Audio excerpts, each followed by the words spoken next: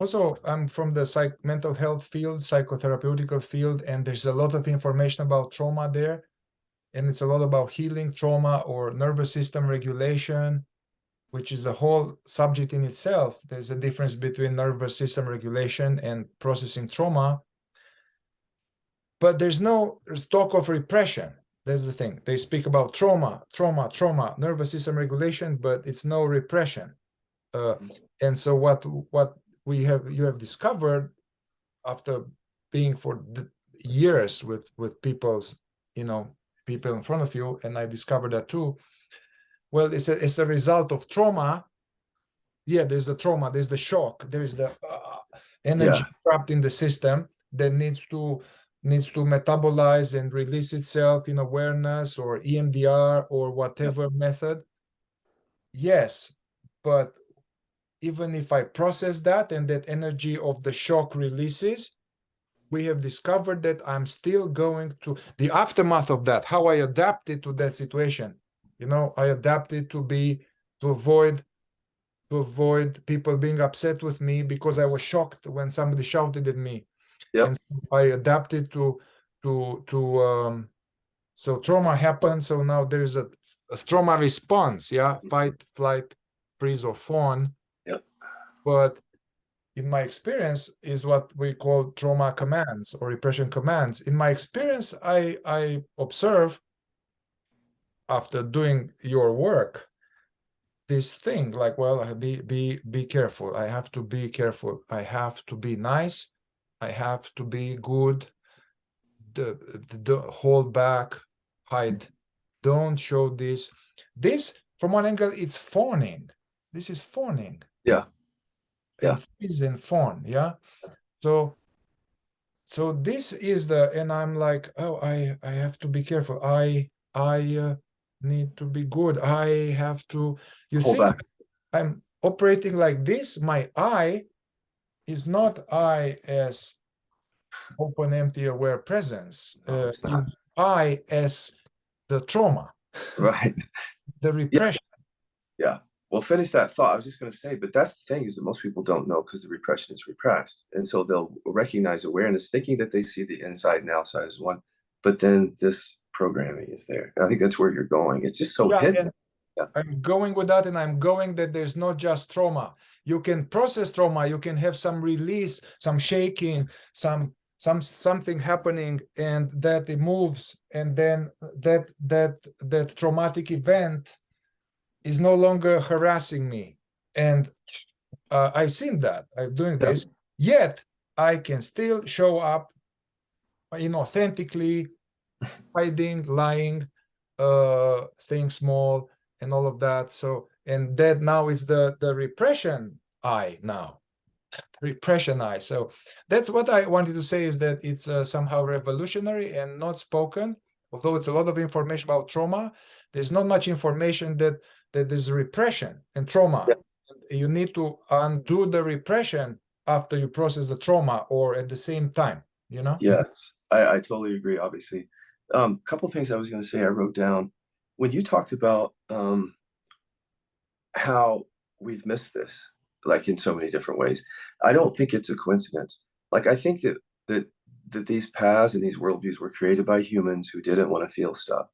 So it's not a coincidence to me that how we've done this, like we've totally hidden it from ourselves. But if you discover it, I think the best way to understand it from a non-dual standpoint is what I've said already. If you have to hold back what's true for you, you're forced to identify with what's false. See, because now we've seen it. We've spent hundreds of years pretending like it's not there. And many of us, like as the human species, we've done this. Now that we know it's there, I think our job here in KI is to build the framework to people to say, this is actually a non-dual path now that we know this is here. This is a really good embodied path, because if you no longer hold back what's true, you don't have to identify with what's false. And the other thing about the path, as you'll notice, is you start to catch on to it. Like, everybody's hiding it, even in spirituality. So in spirituality, when they say we're questioning the I thought, we're really not in a way, because there's an I mechanism right under it that doesn't want to feel stuff. So it produces the identity that we investigate, but then we miss the fact that the repression is under it. And that's the whole point that we're making here. And then the other thing, there's some stuff in the research that just slipped by, and I need to find this citation, but it said something like trauma has to be specifically neutralized. Now, before I healed the trauma, I didn't know exactly what that meant. But what I think I understand now is that you can't just rest as the ground of awareness and specifically neutralize unconscious trauma. It has to be specifically neutralized, meaning you have to bring it into awareness, that particular conditioning, so that it can be transmuted. If you just rest as awareness, there's nothing specific about it. It's just so broad and open, and so you don't go to the specific areas that are hidden in the body. Yeah. And I think that's a part of it too. We still understand that here in spirituality, specifically neutralized. Yeah, trauma to be specifically neutralized. And it's interesting and tricky because there can be an event trauma. Somebody died, or I was wounded in the war, or somebody died in front of me, or I was, accident, car accident, or rape, or something. Yeah. But then it's, from one angle, it's easier to work with someone and bring this up and explore and do it little by little, frame by frame, to kind of bring awareness to that charged event. And in this process, that shocked energy and emotions are released. But what about developmental trauma? Meaning that there wasn't something like atrocious, but there was every day I was afraid to not upset somebody in my family, and every day I was trying to be nice, and so now that created a whole persona. This is became the Mihai is not the real Mihai, is this strategic adaptation to be safe from other people's anger, so then Yes. how do you specifically neutralize that? Yeah. Which has the most juiciest me thought, as Ramana would say, me thought and the me feeling. Yeah. For me, it is in those repressive energies. It's really so when I came into spirituality, I bypassed trauma by dismissing the topic, basically. And I did that because, or how I did that was, just like you said, by defining a certain way that kept me safe.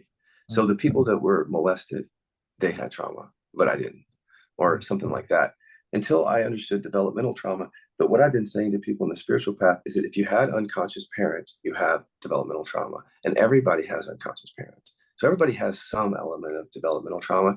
All it means is you spend time with people and you can't be yourself. So you learn not to, and that's it. You could actually learn it from a friend as an adult. You could actually have developmental trauma if you hang out with somebody where you can't be yourself and you learn that you can't. It doesn't have to be parents, but it often is, we find. You go all the way back. So that's the big thing. See, if I would have been educated from the beginning and to understand that, oh, they're talking about me. They're not talking about just the kid who got locked in the closet. But because, in spirituality, sometimes we can insulate ourselves from information if we don't want to feel something. So I've been saying that you come into the non-dual path and you see yourself doing that, like that thing in the world that isn't real. I would be like looking at that, because that's not happening for no reason. Like, it's not happening in a vacuum. You're not denying something for no reason. Mm-hmm. You would be denying it because it's helping you stay safe in some way. That's what I did. So I denied that I had trauma by defining it in a way that disqualified me from it. Yeah. And then I went from there, and this taught from there, from that ignorance. Yeah. Yeah. Yeah, I can see that. I started the spiritual path maybe like 18, and I didn't know anything about trauma until maybe like 37. And then from 37 or so, I did like you. Well, yeah, the trauma, yeah, but it's not for me. I didn't have trauma, yeah, because I, came from a good family. They were intellectual. They loved me, and although it was nestled in like centuries of pain body and oppression and all of that in Right. communist Romania. All right.